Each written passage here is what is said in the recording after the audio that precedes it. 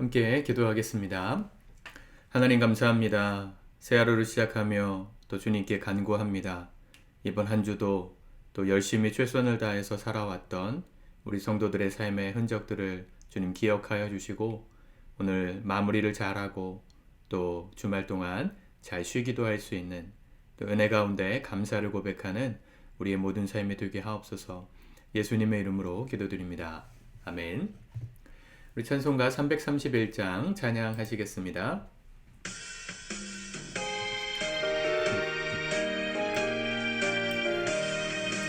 영광을 받으시마 주의 주여 우리가 명령을 따르리다. 베푸신 은혜를 감사히 알고 진실한 마음으로 섬기겠네. 구주의 은혜 주시는 대로 영원히 받들어 섬기겠네. 찬송하겠네 찬송하겠네.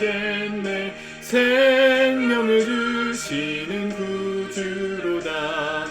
구주를 높이고 잘 공경하여 온유한 마음으로 섬기리다. 주 예수 안에서 즐거워하며 충성을 다하여 섬기겠네. 구주의 은혜 주시는 대로 영원히 받들어 섬기겠네. 찬송하겠네 찬송하겠네. 생명을 주시는 구주로다.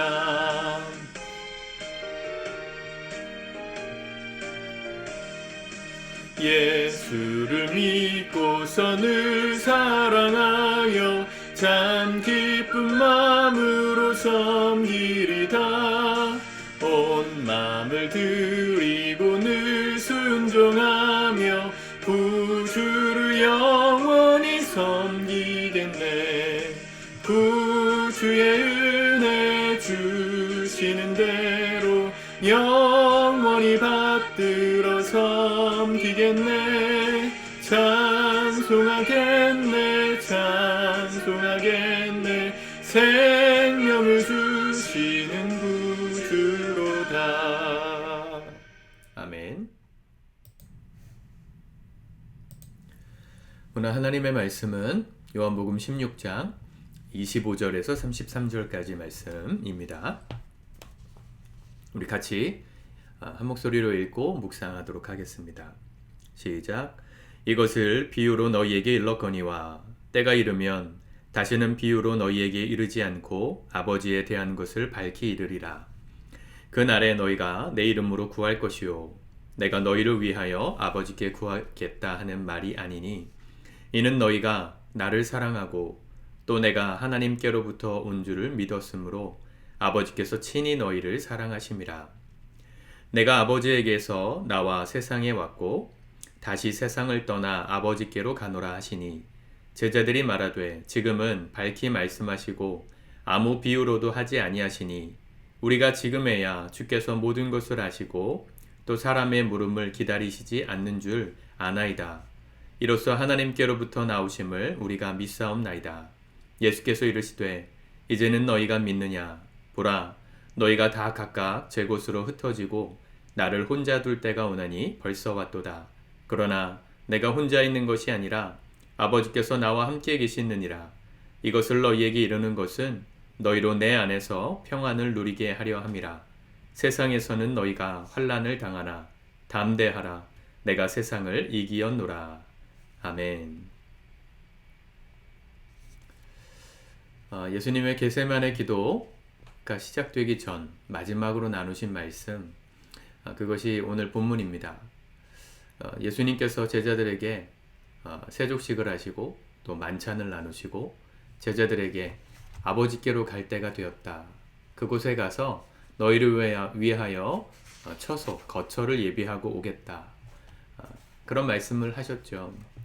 그리고 남아있는 제자들의 마음에 두려워할 것을 예상하신 주님께서 근심하지 말아라 하셨습니다. 요한복음 4장 14장 1절에서 너희는 마음에 근심하지 말라 하셨던 그 말씀 다음에 나오는 말씀이 하나님을 믿고 또 나를 믿어라 그렇게 말씀하셨습니다. 하나님을 믿으니 또 나를 믿어라. 제가 지난 주일날 그 말씀에 대해서 나누지 않았지만 사실 요한복음이 각각의 절마다 의미가 있어서 나누려면 정말 많은 시간이 필요하겠더라고요. 하나님을 믿고 또 나를 믿어라. 이 말은 유대인들에게 있어서는 굉장히 충격적인 말이었습니다. 왜냐하면 유대인들은 하나님을 믿는 민족이었잖아요. 구약의 하나님, 율법을 주신 하나님, 천지를 창조하신 하나님, 그분을 믿는 것처럼 예수님을 믿어라 라고 말씀하셨으니까 사실은 하나님을 믿는 사람들 입장에서 눈에 보이는 예수님, 인간이신 예수님을 어떻게 하나님처럼 믿을 수 있겠습니까? 쉽지 않은 얘기고 충격적인 얘기였는데 그래야 마음에 근심하지 않을 수 있다. 그렇게 말씀하신 겁니다. 요한복음 전체에 흐르는 주제 중에 한 가지가 믿음에 관한 것이라고 말씀을 드렸죠. 예수님이 7가지의 표적을 행하셨을 때 사람들이 믿었던 사람도 있었고 그렇지 않은, 믿지 않은 사람들도 있었습니다. 제가 언젠가 한번 정리해서 설교할 건데 이렇게 믿기로 한 사람과 믿지 않기로 한 사람들의 그 차이는 결국은 예수님 편에서 제자가 되었든 반대로 믿지 않았던 사람들은 대적자가 되었든 둘 중에 하나로 나눠지는 것이었습니다. 믿음이 너무나도 중요하기 때문에 예수님은 계속해서 제자들에게 믿을 것을 말씀하셨습니다. 하나님을 믿고 또 나를 믿어라. 그리고 그 결론이 30절, 31절이죠. 우리가 지금에야 주께서 모든 것을 아시고 또 사람의 물음을 기다리시지 않는 줄 아나이다.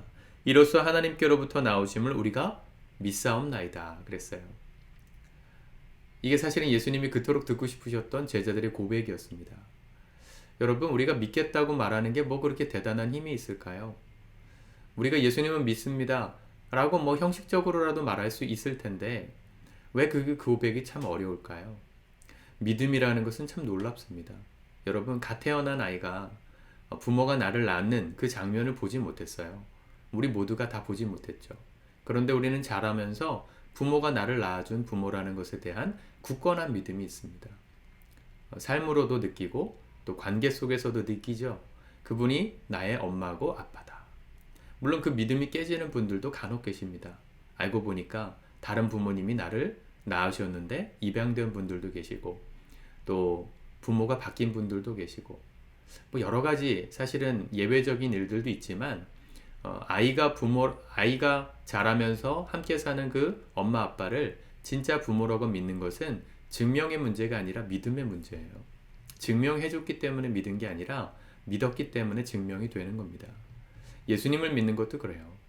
제자들이 3년 반 동안 예수님을 따라다니고 그토록 많은 기적을 보았지만 그 모든 기적이 예수님이야말로 우리에게 오실 메시아, 약속의 메시아였음을 증명하는 것들이었지만 믿은 사람도 있고 믿지 않은 사람도 있었다고요. 그러니까 믿기로 결정한 사람은 그 모든 표적이 예수님의 메시아 되심을 증거하는 증명이 되었지만 믿지 않기로 한 사람들에게는 아무리 많은 기적을 보여줘도 결국은 믿지 않는, 대적하게 되는 빌미가 되었습니다. 예수를 죽여야만 되는 빌미가 된 것이죠. 여러분, 믿음이 너무너무 중요합니다. 예수님께서 계속해서 제자들에게 원하셨던 건 믿음이에요. 근데 그 고백을 지금 하는 겁니다. 30절. 이로써 하나님께로부터 나오심을 우리가 믿사옵나이다. 예수님 31절에 예수께서 대답하시되 이제는 너희가 믿느냐. 사랑하는 성도 여러분, 정말 예수님을 믿는 사람들이 되시기를 축복합니다. 우리가 믿어야 비로소 예수님이 보입니다. 그분이 어떤 분이신지가 깨달아집니다. 믿을 때, 믿기로 내 마음에 결정을 드릴 때 그분의 깊은 은혜들을 경험할 수 있어요. 어떤 분들은 이렇게 믿으라 그러면 자신 없어 하시는 분들이 계세요. 나는 정말 믿고 싶은데 잘 안 믿어진다 라고 생각하시는 분들이 계시죠. 어떻게 보면 겸손하신 거고요. 어떻게 보면 굉장히 교만하신 겁니다. 믿음은요, 주님께서 우리에게 요구하시는 믿음은 겨자씨만한 믿음이에요.